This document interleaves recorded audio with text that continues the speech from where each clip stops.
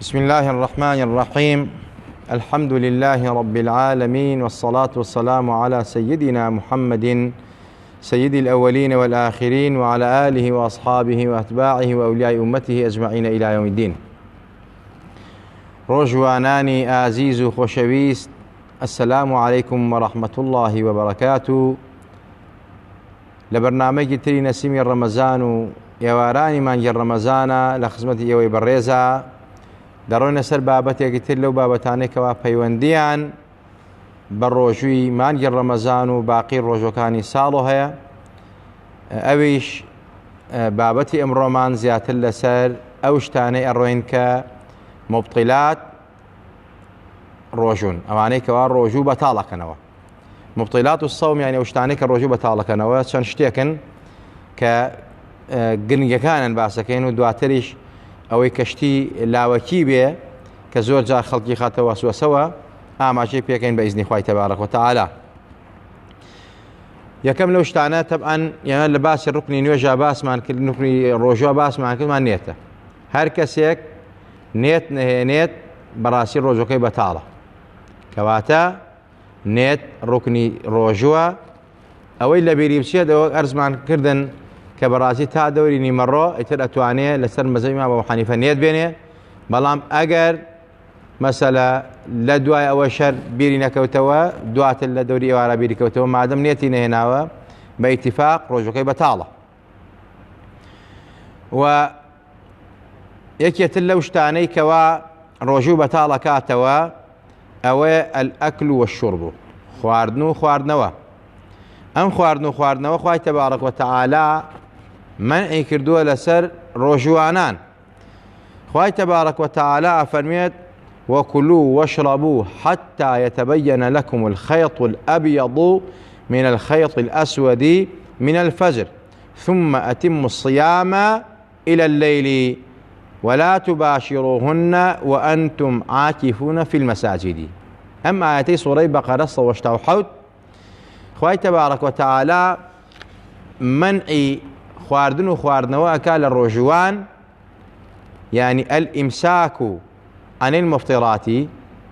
خواردن و خواردنەوە بێ خۆت بگرێت لە خواردن و خواردنەوە ئەوانەی کەوا ڕۆژێشکێنێ. تەبعەن ئەمە بە عەمدی لە کەیەوە دەست پێکا لە خەیطی ئەبیەضەوە تا خەیطی ئەسوەد. مەسەلە لە نوێژی بەیانیوە کە بانگی بەیانی فەجری سادق کە ئەڵڵاهو ئەکبەر کرد، ئیتر ئەبێت تۆ هەر شتێک بەدەست بێ فڕێ دەی، وازی لێبێنی، واز دەخواردن حتا ئەو کاتەی کەوا مەغریب دێت، بانگی مەغریب ئەبێ لەگەڵ ئیحتیاتا تۆ ڕۆژەکە دەشکێنی، کەواتە تۆ لە خۆت لە خواردن و خواردنەوە گریتۆ لە بانگی بەیانیوە تا بانگی مەغریب. ئەمە تەبعەن ئەگەر بە عەمدی تۆ هەڵسای پارچە و کردووە و بەیانی مەسەلەن نوێژ بەیانی کرد و دوای نوێژ بەیانی بڕۆی شتێک بە عەمدی بخۆی ئاو بخۆیتەوە بە عەمدی، ئەمە ڕۆژەکە بەتاڵە بێتەوە. بەڵام ئەگەر کەسێک لە بیری بچێت، ئەمە یەکێکە لەو شتانی کە دروست ئەبێ لێرە پرسیارە. ئەی کەسێک هەمان بە عەمدی، ئەی ئەگەر کەسێک لە بیری بچێت یا زۆری لێ بکەن خۆراک و خواردنی بنێ، ئەوەی کە لە بیری بچێت مەسەلە بە ڕۆژووە نەزانێت لە بیری ئەچێتکە بە ڕۆژووە، ئەم کەسە خواردن ئەخوا، ئاو ئەخوا، نان ئەخوا، نازانێ بە ڕۆژووە، ئەمە عەفوی لێ دراوە چونکە سێش لەسەر ئومەتی پێغەمبەری خوا هەڵگیراوە. یەکەم نسیان، دووەم خەتە و نەزانین، سێیەم زۆرکردن من ئیستوکری عەلەیهی. و مژدەیەتر بۆ ئەوانەی کەوا لە بیریانە چێ خواردن و خواردنەوە خۆنەوە کە بڕۆژون، ئەمە داوەتی پەروەردگارن. پێغەمبەری خوا فەرمێت من نسي وهو صائم فأكل أو شرب فليتم صومه فإنما أطعمه الله وسقاه. رواه مسلم والبخاري. بخاري ومسلم حديثان روايات كدوه. أفرمي أجا كسيك لإيه ومسلمانان، أجا كسيك لإيه ولا بيري شو خواردن و خواردنەوەی خواردەوە با ڕۆژەکەی تەواو کار، ڕۆژەکەی بەتاڵ نییە. مەسەلە ئاوی خواردەوە، نانی خوارد، تێری خواردووای خۆ من بە ڕۆژوم تازە ڕۆژەکەم شوان نەخێر ڕۆژەکەم نەشکاوە، مادەم لە بیرت چووە خواردن و خواردنەوە خواردووە، ئەوە دڵنیا بە ڕۆژەکە دروستە. پێغەمبەر فەرمێ و مژدە و مزگەنی بێلێت، ئەمە پێغەمبەری خوا ئەمە خوا ئەم ڕۆژوانەی خۆی دعوەت کردووە و لە بیری بردەتەوە کە بە ڕۆژوو و خواردن و خواردنەوەی پێداوە. جا ئەم خواردنەوەی پەروەردگاری بێت تأکید بە بەرەکەتە و شیفایە و ڕەحمەتە و خۆ و هێزی ئیمانی ئینشاءالله. بۆیە کەسێکەوە کە لە بیری چوو بە ڕۆژ بوو ئاو نانی خوارد ڕۆژەکەی بەتاڵ نابێتەوە. ئێمە ئەڵێن ئەو کەسێکەوە بە ڕۆژووە خواردن و خواردنەوە بخوار ڕۆژەکەی بەتاڵەوە بە عەمدی یعنی بە ئەنقەستی بە ویست و ئارەزوی خۆی بە هەست و شعوری خۆی و ئەو خواردن و خواردنەوە ئەی خواتۆ تەمکە ڕۆژی بەتاڵەکاتەوە مەرجی ئەوەیەکەوە بگا بە عین یعنی بگا بە بۆشایی جسمی ئینسان لە منفەزێکی مەفتوح و کونێکی مەفتوحە لە جسمی ئینسانە. ئەم ئاوە ئەی خۆیتەوە ئەم نانەکە ئەی خۆیت ئەبێت لەو کونە مەفتوح و کراوانە کە لە جسمی ئینسانە شەرع دیاری کردو عولەما فەرمیانە ئالە کونانە و بڕاتە ژوورەوە ڕۆژوەکە ئەشکێنێت مەسەلە لە دەمەوە یا لە لووتەوە یا لە گوێچکەوە یا مەسئلە لە کونی پێشەوە یا کونی دواوە ئەمانە منفەزی مەفتوحن یعنی کونن لە جسمی ئینسانە. ئەم کونانە هەر شتێکی لێ بڕاتە ژوورەوە لە خواردن و خواردنەوە غەیری خواردن و خواردنەوە ڕۆژەکە ئەشکێت. مەسەلە ئەگەر کابرا دوو لە ڕووی جەنابتان قەبزە پەنجە بکا بە خۆیان بۆی بێتە دەرەوە ڕۆژەکە ئەشکێنێت. یا مەسەلەی کابرا شاف هەڵگرێ لە پێشی یا لە دوای چپیا و یاشن شاف هەڵگرێت ئەمە ڕۆژەکە ئەشکێت ڕۆژەکەی بەتاڵە بێتەوە.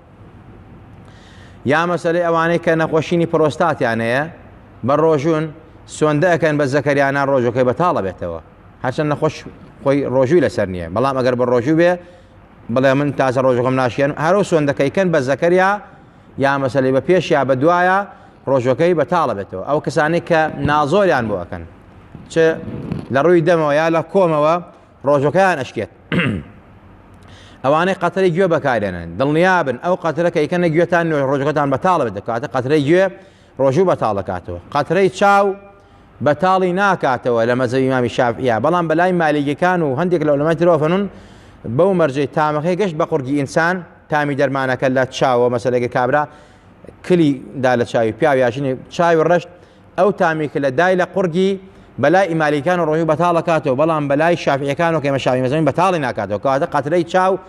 بەلای شافعیەکان و ڕۆژوو بەتاڵ ناکاتەوە بەڵام بەلای مالیکانەوە بەتاڵێکاتەوە. و هەروەها وەک ئەرزم کردن دەرزی لێدان هیچ دەرزیەک چ مقەومی بێت بەهێز بێ بە قووەت بێ لە دەمارەوە بێ لە سمتۆ بێ بەتاڵی ناکاتەوە مطلقاً. و هەروەها ئەوەی کە مەسەلەی خۆشوەردن ئینسان کە بڕۆژوو بێ خۆی بشۆری بەتاڵی ناکاتەوە. ئەگەر دەرمان بەکار بێنێ لە پێست مەسەلەی گیانی خۆی پێچەور کە مەڵ هەموو ئەمانە ڕۆژوو بەتاڵ ناکاتەوە بەڵام ئەگەر کەسێک سەری شکا بێت دەرمان با لە سەری ئەو دەرمانە بڕاتە ناو جسمی ئەو عولەما فەرموون ڕۆژەکەی بەتاڵە بێتەوە. ئەبێ بەڕاستی ئاگامان لەوە بێت کەواتە ئەو کونە مەفتوحانەی کەوا دەمە و گوێچکەیە و پێش و دوای ئینسانە لە ژن و لە پیاوە و هەروەها مەسەلە ئەمانە ڕۆژوو ئەشکێن ئەگە شتێکی تێبڕوە ئەبێ ئاگامان لەوە بێ. ئەگەر کابرا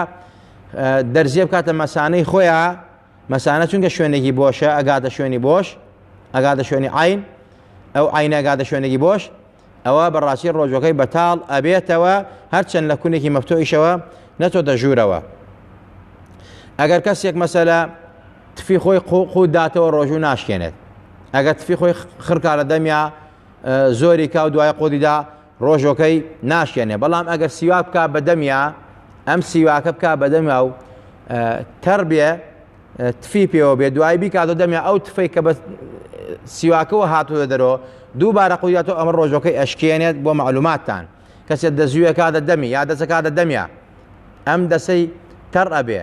دووبارە پێشەوەی دەسیش بێت و ئەیکاتە دەمیا ئەو تەڕێ قووت ئەداتەوە ڕۆژەکەی ئەشکێنێت. و هەروەها بخاخ ئەوەن کە تەوانە کە نەخۆشین تەنگە نەفسییان هەیە ڕەبۆیان هەیە بخاخ بەکارێنن ئەو بخاخە ڕۆژوو بەتاڵەکاتەوە جگەرە ڕۆژوو بەتاڵەکاتەوە نەڵێمە دووکەڵە و مادەم جورمی هەیە مادەم ئەسەری هەیە جگەرە سەرێکی کە تۆ فلتەرێکی لێدە دوای ئەسەری ڕەشی جێڵێت ئەو نیکۆتینە جێڵێت کەواتە ئەو نیکۆتینە ئەڕوا دەخوارە ڕۆژەکە ئەشێنێت ئەو بخاخەش کە ئەوانەی کە تەنگە نەفەسن ئەیدەن لە دەمیان یا لە لوتیان مەسەلەی بۆی کەوا تەنگە نەفەسەکەیان نەمێنێ ئەو ئۆکسجینومانە هەمووی ئەمانە ڕۆژوو ئەشکێنێت دڵنیابن ئەوانەی کە نەخۆشینی ڕەبۆیان هەیە عوزیان هەیە توان بە ڕۆژوو نەبن نەک بە ڕۆژوو بن و ڕۆژۆکەشان بەتاڵ بێ خەسێرە دنیا و ئاخیرە بن. یعنی ڕۆژەکەیان دروست نییە وازانە ڕۆژوشی گرتووە بە بخاخی لێدا بەتاڵێک کاتەوە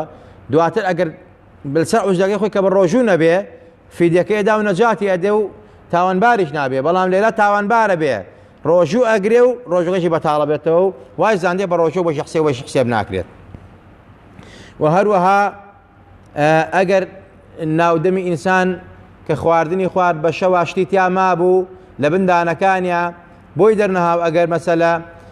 تفی بەوە قوتدا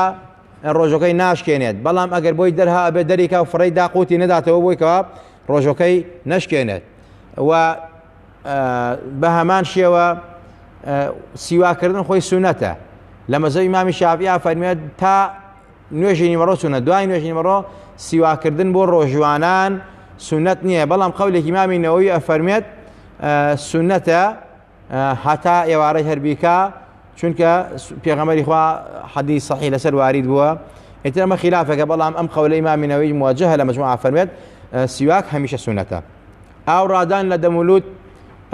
بەڕاستی ئینسان خۆی سونەتە لە کاتی دەستنوێژە بەڵام کە ئینسان بە ڕۆژوو بێ نابێت زۆر مبالەغەی تیا بکات. ئەگەر مبالەغەی تیا کردو ئاو لە دەمی وایە لە لوتی وایە لە قڕگی وە چووە خوارەوە لە کاتی ئاوڕادان لە دەمولوتە لە کاتی دەستنوێژە ئەوەی دڵنیا بە ڕۆژەکەی ئەشکێت مادەم بە ئەنقەسی ئاوی ڕاداوە لە دەمووی قەترەی دوام چۆتە خوارەوە. ئەمانە تەبعەن کۆمەڵێک شتی ضروریاتن لەوانەی کە ڕۆژوو بەتاڵەکەنەوە و لەوانەی کە ڕۆژوو بەتاڵ ناکەنەوە. یەکێت لەو شتانەی کە تەبعەن وتمان ئەم خۆراک و خواردنە ڕۆژوو بەتاڵەکاتەوە ئەبێ یەکەم بە عامدی و بە ئەنقەسی و بە هۆشی خۆت و دەستی خۆت و ویستی خۆت بێ نەک لە بیرچوون یان بە زۆر. ئەگەر بە زۆر کابرا گرتیان دەمانچێکیان نا بەسەری وتیان ئەبێ ڕۆژەکەەوە بشکێنی ئەگەر شتیان پێدا خواردی ئەمە ڕۆژەکەی ناشکێت چونکە زەختی لەسەر بووە. پێغەمبەری خوا ئافەرمێت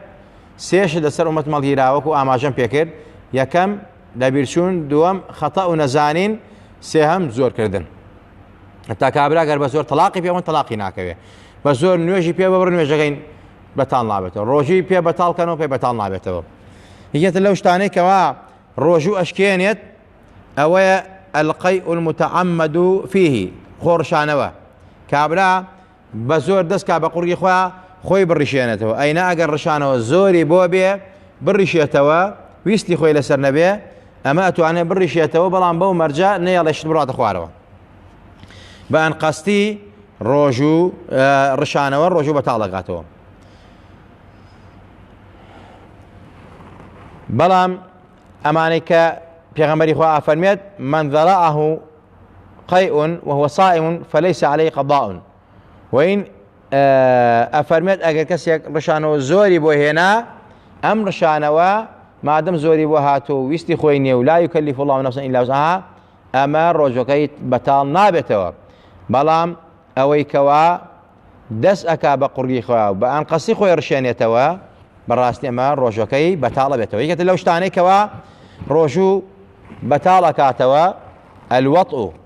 مەسەلە جیماعکردنە یعنی ممارسەی خێزانی کابرا لەگەڵ تەبعەن بە حەڵاڵی بێ بە حەرامی بێ ڕۆژوو ئەشکێنێت جیماعکردن ممارسەی خێزانی. ئیتر ئەمە لەگەڵ ئەوە شاکە ڕۆژەکە ئەشکێنێت ئەگەر بەوە ڕۆژەکەشکان ئەو کاتە کەفارەتێکی لەسەر لە شوێنی خۆیان باسەکەین ئاماژەی پێکەین. خوای گەورە ئەفەرمێ وەکولوا واشربوا حتى يتبين لكم الخيط الأبيض من الخيط الأسود من الفجر ثم أتموا الصيام إلى الليل ولا تباشروهن وأنتم عاكفون في المساجد. تمام ما بس بي خوا من بخون حتى دركوتني خيطي أبيض يعني أو خط سبي كوا أو الروشناية كدرك بأسمان يا أو خط سبي أو الروشناية جاء كانوا لتاريخي شو كخطي سبيه لظلمة تاريخي شو حتاكو بياني دركويت جاء أو خط سبيه خطي دريجة بشواردري أسمان بلا بيتوا أو تاريخي نال ويتر فجر هالديو كاتين وجي بيانية وباني بيانية خوا فرميت إيوكو خواردنو ناخون أبيت جماعيش ناكن كواتا جماع كردنيش حرامە و ڕۆژوو بەتاڵەکات و کەفارەتێکەکەوتە سەر و کەسانێکەوە بە عەمدی جیماعەکەن ئەینا بە کابرا لە بیری چێ بە ڕۆژوو بێ و شەهوەت زۆری بۆیە نابێ و نەزانێ بە ڕۆژووە ئەگەر جیماعەکەی ڕۆژەکەی ناشکێت و هیچی لەسەر نییە بەڵام ئەگەر بە زۆری جیماعیان پێکردەوەشە بەڕاستیە ڕۆژەکەی ناشکێت ئەبێ بە عەمدی بێ بە ئەنقەستی بەویستی خۆی بزانە بە ڕۆژوو ڕۆژوو بۆشکێنێ یەکێک لەو شتانێکەوە ڕۆژوو بەتاڵەکات و ڕۆژوو ئەشکێنێت الاستمناء استمناء يعني خۆ ڕەحەتکردن یعنی بەدەستی خۆت ئاوی خۆت بێنیتەوە ئەو ئاوەی کەوا مەنیە و بەڕاستی ئینسانی لێ دروست ئەبێ و ئینسان کە تەمەن سیفەتەکەی ئەوەیە کە بۆنی بەتەڕی هەویری ترشاوی لێتێ و بەوشی سپێنەی هێلکە و لە کاتی دەرچوونی شا مەسەلەی خۆشیێک بە گیانی ئینسانە دێ بەڕاستی ئەمە ئەگەر بەدەستی خۆتەوە بێت یا بە لەمسی حەڵاڵی خۆت دەست دەی مەسەلەی بە خێزانی خۆتەوە یا ئەمانە ڕۆژوو بەتاڵ ئەکەنەوە ئەو کەسەی کەوا بە دەستی خۆی ڕەحەتەکا و بە کوردەواری خۆمانەوە پێڵەن مشتە ئەوە حرامە و تاوانێک گەورەی شەو گوناهە و ڕۆژووی بەتاڵەکاتەوە یا مەسەلەی کابرا لەگەڵ خێزانی خۆیان ڕاکشاوە یا مەسەلەی کاب ماچی خێزانی خۆیەکە بەمانە بەتاڵ ئەکاتەوە ئەگەر ئەو ئینەی دەرچێت بۆیە پێغەمبەری خوا صلی الله عليه وسلم ئەفەرمێت ئەو کەسانەی کەوا گەنجن بە مەسەلەی لە کاتێکە بە ڕۆژن دەستباسی لەگەڵ خێزانی خۆیانان نەکەن کەراتەکەی تەحریمی هەیە ئەوانەی کە ئەتوانن مەسەلەی کۆنتڕۆڵی خۆیان بکەن بە تایبەتەن پیر و پەکەوتەکانەکە کە ناڕەحەتن یعنی کەمتر زەوقیان هەڵەسێ ئەمە گەر ماچی خێزانی خۆی دەستبازی بکە کەراتەکەی بۆ ئەو نییە و ڕۆژەکەشی بەتاڵ ناکات مەگەر ئاوەکە بێتە دەرەوە کاتە ڕۆژە بەتاڵ دەکاتەوە جا ئەبێ ئاگامان لەوە بێت بەڕاستی ئەم شتێکێکە لەوانە ئەگەر کابرا بە نەزەر سەیری ڕسمێکی کرد سەیری ئافرەتی کرد ئەگەر بە خەیاڵ ئەمە هاتە دەرەوە ئەمە ڕۆژەکەی ناشکێ مادەم بە خەیاڵ و بە نەزەر بووە بەڵام وەک ئەرزمکردن بە لەمس و بە ماسکردن و بە دەستلێدان و بە دەستی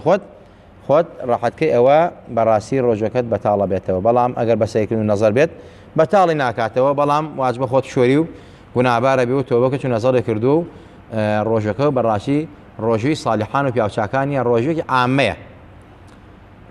یەکێتە لەو شتانە ڕۆژوو بەتاڵەکاتە حەیض و نیفاسە هەر ئافرەتێکە بە ڕۆژوو بوو ئەم ئافرەتە کەوتە سوڕی ماگانەوە ئەگەر یەک دەقەیشی ماوە بانگی مەغریب کەوتە عادەوە ئیتر ڕۆژوو ئەو ڕۆژەی بە حسێب ناکرێت ڕۆژەکەی بەتاڵە بێتەوە کەواتە ئەبێ ئەو چەند ڕۆژە حەوت ڕۆژە تا 15 ڕۆژە کە لە عادا بوو حرامە لەسەری بە ڕۆژوو بێ حرامە لەسەری نوێژکاک و ئاماژەمان پێکرد حرامە لەسەری قورئان و هانم بخوێنێ بەڵام کە دوای مەسەلەیەکە پاک بووە دەستەکاتە ڕۆژەکەی خۆی و دواتر مەسەلەی قەزایەکاتەوە و ئەم ئافرەتە عوزری شێ و خێری مانگی ڕەمەزانێکە کە لە غێری مانگی ڕەمەزانە ئەو چەند ڕۆژە قەزاکاتەوە بە مەرجەکەم تەرخەمی تیادا نەکات و نیفاس خوێنی پاشمیناڵبوون ئافرەتێک مەسەلەی بە ڕۆژەوە مناڵێ بێ کە مناڵی بوو خوێنی پاشمیناڵبوونی پێهاو یا مناڵەکەی لەبارەچێت ئەمە ڕۆژەکەی بەتاڵ ئەبێتەوە ئەتر ئەو مودەیکەوە ئەو خوێنی کە پیاتە خوێنی نیفاس و پاشمیناڵبوونی پێڵن هەتا ئەوەی پیاوێ بەڕاستی نابێت ڕۆژوو بگرێ و لەو کاتێک کە بە ڕۆژێ بێ بەسەریا ئەو کاتە ڕۆژەکەی ئەشکێ و ڕۆژەکەی بەتاڵە دواتە قەزایەکات و ئەمیش عوزری شەرعی هەیە و وەکو خەڵکی ڕەمەزان مسلمانان خێری خۆی ئەگا با بە ڕۆژش نەبێت عوزرەیە دوای ڕەمەزان قەزایەکات و خێری و ڕۆژمانی ڕەمەزانێکێکا خوای گەورە لە هەمولایەکی قبوڵکە و شێتی و هەڵگەڕانەوە لە ئیسلام ئەگەر کەسێک شێت بێت مەسەلە بە ڕۆژووی بێ و عەقڵی تێکچێت ئەمە ڕۆژەکەی ئەشکێت چونکە هەردووکیان هۆکاری ئەوەن کەوا مەسەلە عەفو شێتی یەکێک لە مەرجی بە ڕۆژوو بوون ئەبێ ئیسلام و تەکلیفە کە کابرا مسلمان بێ بەڵام تەکلیفی لەسەرمێک شێت بێت ئەمە ڕۆژەکەی بەڕاستی بەتاڵ ئەبێتە دروست نییە و یان کابرا بە ڕۆژوە و کوفرێکە خەڵکمانەیە دەم پیسە دەم بۆگەنە دائیمە مەسەلەی کفرەکە جوێنەدا ئەمە بەڕاستی بەم کفرە ڕۆژەکەی بەتاڵ ئەبێتەوە واجبە شایەتومانێکی پاک بێنێت بۆی کە بێتەوە ناو دائیرەی ئیسلام ئەینا ئەگەر لەسەر و حاڵە بمرێ لەسەر کافر و کوفر ئەمرێ خوا پەنامان با و ئەتەرەوە ڕۆژوو عیبادەتەکانی بەتاڵ ئەبێتەوە خوای گەورە هەموو لایەکمان لە کوفر و لە شیرک و لە تاوان و لە مەعسیەت و لە قەتل و قیتال و زینا و فاحیشە پارێزراوکە. ئازیزان و خۆشەویستان، ئەوەی کەوا باسمان کرد ئەم چەند شتەی کەوا عومدەن لە بەتاڵکردنەوەی ڕۆژوو بەگشتی چ مانگی ڕەمەزان بێت چ ڕۆژی فەرز بێت چ ڕۆژی واجب و نەزر بێ ئەمانەی کە باسمان کرد واجبە ڕۆژوانانی ئازیز و خۆشەویست بۆ ئەوەی کەوا ڕۆژەکەیان ڕۆژی ساڵحان و خواناسان و پیاوچاکان بێ ڕۆژەکان ڕۆژی تەواو بێ خێری تەواویان بگا ئەبێ ئەم مەرجانە جێبەجێ بکەن و ئەمانە نەکەن بۆی ڕۆژەکانن بەتاڵ نەبێتەوە. ئەوەشی کە دوێنێ باسمان کرد وتمان ئەبێ ڕۆژوان دەم پاک بێ و دەم پیس نەوێ جوێن فرۆش نەوێ و زەیبەت زەم و غەیبەت ئەمانە نەکا ئەوانە لە تەکمیلەی ڕۆژون یعنی ڕۆژوو بەتاڵ ناکەنەوەکو خواردنەوە بەڵام خێر و سەوابی ڕۆژوو نایاڵن بەس فەرزەکەی بۆ ئەنووسێ ئینسان ئەو خێر و بەرەکەتەی ڕۆژوی مانگی ڕەمەزان کە ئەفەرمێت یەک بە دەوتایەک بە حەوسەدە و فەرجێک بە حەفتا فەرزە ئەو خێر و سەواوێن بەس فەرزەکەی لە کۆڵە بێتەوە و ئیتر ئەو هەموو خێر و پیرۆزەی ڕەمەزان بەرەکاتی ڕەمەزان نەفەحات و ڕەحەماتی تەجەلاتی پەروەردگار بەری ناکەوێ چونکە بۆ زەمی کردووە غەیبەتی کردووە خۆی مفلیسی قیامەت کردووە بەس فەرزەکەی ئەگەر خوای گەورە لێ بگرێ و زایری شەرع ئەڵەن بەس فەرزەکەی لە کۆڵە بێتەوە ئەینا ئەو هەموو خێر و سەوابەی بە زەم و غەیبەت لە دەستی خۆی کردووە. ئەوەی کە باسمان کرد ئەوانە عومدەن لە بەتاڵکردنەوەی ڕۆژوو مانگی ڕەمەزانە ئیتر دواتریش هەر مسلمانێک هەر ئیماندارێک پرسیاری هەیە ئەتوانێت لە ڕووی پرسیارەکان بنێرێ بۆمان یا بە پەیجا یا مەسەلەی بە تەلەفۆنە ئاگادارمان کات هەر مامۆستایەکی ئاینی تر بەڕاستی ئەتوانێت پەیوەندی پێ بکە بۆەوەی کەوا ڕۆژێکی تەندروست و ڕۆژێکی باشی هەبێت. و ئەوەی کەوا ئاماژەی پێ بکەم لێرا پێش تەوابوونی وتارەکە کەڵە شاخ ڕۆژوو ناشێنن بڕاستی بۆن و بۆندان لە خۆت ڕۆژوو ناشێنێ نینوەکردن ڕۆژوو ناشێنێ سەرچاکردن ڕۆژوو ناشێنێ خۆشوەردن ڕۆژوو ناشێنێ مەڵهەمدان و تەداویکردن ڕۆژوو ناشکێنێ مەسەلە ئاوکردنە خۆت ئەوانی کە نەخۆشن ئاو هەڵەبەستن لە خۆیان لە ڕووی شرەقە و دەرزیوەی دەن لە خۆیان ڕۆژوو ناشکێنێ ئەوەی کە ئاماژەمان پێکرد و هەروەها مەسەلە خوێنکردنە خۆت ڕۆژوو ناشکێنێ خوێن لە خۆگرتن ڕۆژوو ناشکێنێ ئەمانە و چەندەهاشی تریش بەڵام وەکو ئاماژەم پێکرد شاف ڕۆژوو ئەشکێنێ پەنجەکردن بە خۆ تا ڕۆژوو ئەشکێنێ مەسەلە قەترەی گوێ مەسلەی ئەمانەی قەترەی لوت ئەمانە هەمووی کە ئاماژەمان پێکرد ڕۆژی ئەشکێنێ خوای گەورە لە هەموو لایەکمان ڕازی بێ و لە هەموو لایەکمان خۆش بێ و تاعات و عیبادەتمان لێ قبوڵ کە خۆمان و باوکو دایکمان لە ئازاکرانی مانگی ڕەمەزان ئەژمار بکە دڵەکانمان نورانی کە بە نووری خۆی و بە نووری پێغەمبەری نازدار و نووری ساڵحان و پیاوچاکان یا ربی خوایان لە دڵی پیاوچاکانە جێمان کەیتەوە محەبەت و ڕێز و خۆشەویستی پیاوچاکانە دڵمانە بچەسپێنی بە تایبەت ئەولیای کومەل و مرشیدی بەرزمان یا ربی خوای لە دەپارڕێنەوە حسنی خاتیمان پێبەخشی لە سوی خاتیمە لامان دەی ئیسڵاحی حاڵ خۆمان و خانەوە و ماڵم داڵمان بکەی نەفەحات و بەرەکاتی مانگی ڕەمەزانمان بکەوێت قەترەیەک لەو نەفەحاتمان بەرکەوێ بێتە مای عاقبەت خێری و حسنی خاتیمەی خۆمان و خانەوە و ماڵم داڵمان خوای لە فیتنە و شەڕ و ئاشوو و زینا و قەتل و فاحیشە و تاوان و زاڵم و زاڵمکاران و ستەمکاران پارێزامان یا ربی خوا ڕزق و ڕۆزی حەڵاڵی ئێمەشی تەواوی مسلمانان بەی بارانی بەڕەحمەتمان بارێنە خوای بارانی بەڕەحمەتمان ببارێنە خوای بارانی بەڕەحمەتمان بارێنە خوای گیان لێت ئەپارێنە تووشی قاتی و گرانی و نەکبەتی و زاڵم و ستەمکارمان مەکە ئەمن و ئەمان خرە وڵاتمانەوە ئەمن و ئاسایی زیاترمان بەرێ لە تووڕەبوون و قەهری خۆت لاماندا بەڕەحمی خۆت ڕەحمان پێ بکە یا ربی خوای گیان بەکردەوەکانی خۆمانمان لەگەڵا نەکەی بەهۆی تاوانی تاوان باران و ئێمەش سزا نەدەی پەروەردگارە تۆ بەڕەحمی خاوەنی بەزەید وعدی تۆ ڕاستە پەروەردگارە ڕەحمان پێ بکە پەروەردگارە لێت ئەپارڕێنەوە داوای لە خۆشبوون لە تۆ ئەکەین ئەڵێن ئەستەغفر الله ئەستەغفر الله ئەستەغفر الله یا ربی خوای گیان بە ئیمان و بمانژێنە بنێزن دوومان کەرەوە لە ڕۆژی قیامەتشا لەژێر بەیداخی لا إله إلا الله محمد رسول الله عشمان كي لجل سيبري عرشي خدا دامان بني لقل تاقمي صالحان و پیغمبران و پیاوچاکان کۆمان کەیتەوە بەتایبەت لە خزمەتی حەزرەتی ڕەسوولی ئەکرەما بین لە خزمەت پێغەمبەر و یارانا بین صلى الله عليه وسلم لخدمة صالحان و پیاوچاکان و مرشدی بەرزمان بین یا ربی خویا بەدەستی مبارەکی و پێغەمبەر نازارە ئاوی کەوسەرمان بیتێ لە توینەتی و نەکبەتی دنیا و قیامەت ڕزگارمان بێ خوا شیفای نەخۆشەکانمان بێ شیفای دڵ و دەروونمان بێ شیفای ڕۆحمان بێ شیفای نەخۆشی خەستەخانەکانمان بێ عاقبەتی پیرەکانمان بەخێر بگەڕی هیدایەتی گەنجەکانمان بێ یا ربی خوای یان لێتە پارڕێن ئەوانەی کە ئێمەیان کرد وەکیلی دوعای خێر یا ربی خوای ڕەحمات و بەرەکەت برژێنە بەسەرانە نێت و مەبەستیان حاصل کە و بۆیان بێنە دی ئەگەر شەریعە و تۆ پێی ڕازیت یا ربی خوای یان ئەگەر منداڵان بەرێ نەخۆشیانە شیفای بە گیر و گرفتیانێ خوای گیر و گرفتی هەمولایەکمان چارەسەرکەی کێشەیە هەمولایەکمان چارەسەرکەی دەرەجاتی مرشیدی بەرزمان عالی و بەرزترکەی ئیسلاحی حاڵی خانەوادە و ئەولادی ئەوان و ئێمەش بکەی آمين آمين أقول قولي هذا وأستغفر الله لي ولكم ولسائر المسلمين والسلام عليكم ورحمة الله وبركاته.